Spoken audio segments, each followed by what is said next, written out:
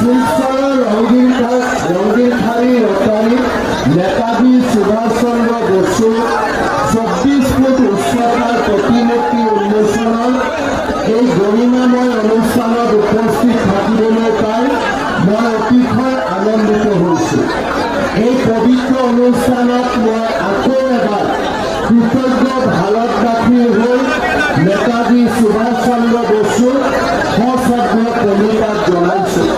লগতে এই প্ৰতিমূৰ্তি স্থাপনৰ উদ্যোগ লোৱা স্থানীয় বিধায়ক দীপায়ন চক্ৰৱৰ্তী প্ৰমুখ্যে শিলচৰৰ নেতাজী মূৰ্তি নৱনিৰ্মাণ আৰু স্থাপনা সমিতিৰ শলাগ লৈ সকলোৰে আন্তৰিক অভিনন্দন জ্ঞাপন কৰিছোঁ।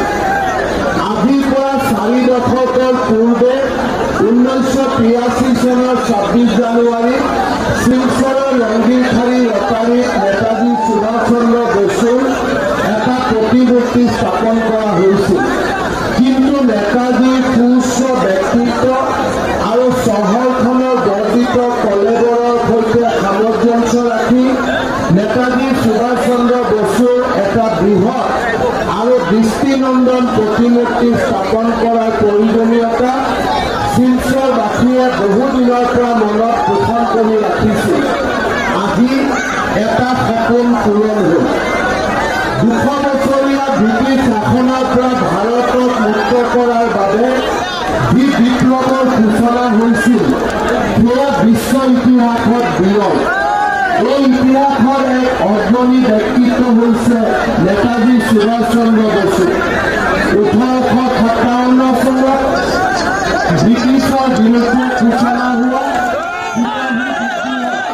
প্ৰথম ভাৰতীয় স্বাধীনতা সংগ্ৰামৰ বীজ অংকুৰিত কৰিছিল যদিও 19বিংশ শতিকাৰ শেষাৰ্ধৰ পৰা ভাৰতীয় জাতীয়তাবাদৰ উত্থান হৈছিল।